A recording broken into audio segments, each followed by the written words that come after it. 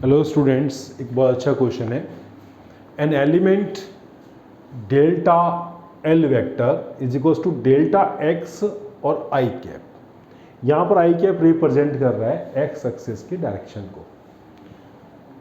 Is placed at the origin and carries a large current I equals to 10 ampere.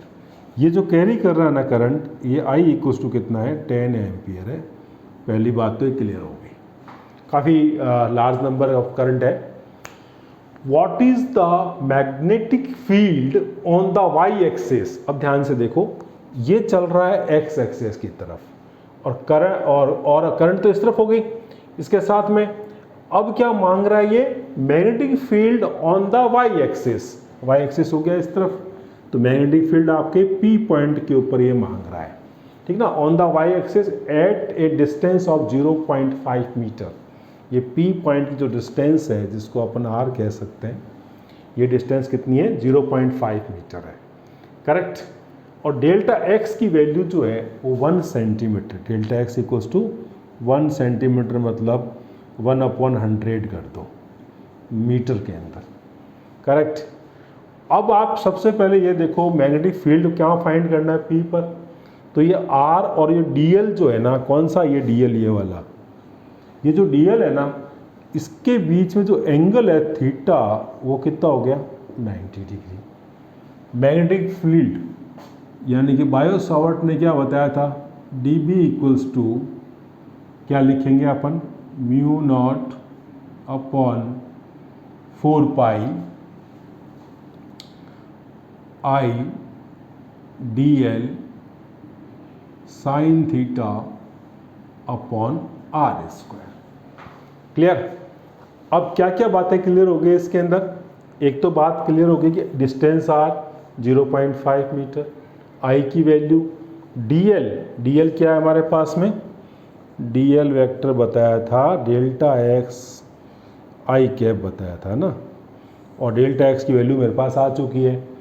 अब ये ध्यान दो कि मैग्नेटिक फील्ड किस तरफ होगा और कहाँ होगा, डायरेक्शन, यानी कि डायरेक्शन ऑफ dB। ये देखो बेटा, यहाँ पर ये DL इस तरफ है, एक्स एक्सिस की तरफ, और R हमारे पास इस तरफ है।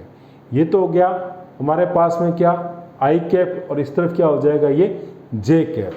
मतलब कि DL vector cross R vector जो होगा ना, इसकी डायरेक्शन किधर आ जाएगी, क्रॉस प्रोडक्ट है ना, तो इसकी डायरेक्शन किधर आएगी, राइट हैंड स्क्रू रूल के अकॉर्डिंग, इससे इस तरफ ऐसे ऐसे अपने स्क्रू को घुमाएंगे ना, तो बाहर की तरफ आएगा, और बाहर की तरफ आएगा तो डायरेक्शन किधर हो जाएगी हमारे पास में, प्लस जेड एक्सेस, जो कि दोनों के परपेंडिकुलर होगी, ठीक है ना, बाहर की तरफ। और वैसे भी क्रॉस प्रोडक्ट करेंगे ना, तो DL हमारे पास आई कैप के, और ये उसका हो जाएगा J कैप, तो आई क्रॉस J भी कितना होता है, K कैप होता है, ऐसे भी समझ सकते हैं।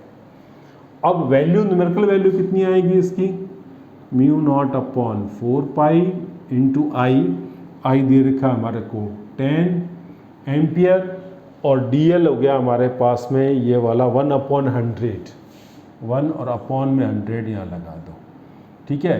और साइन 90 होता है हमारे पास में 1। क्लियर।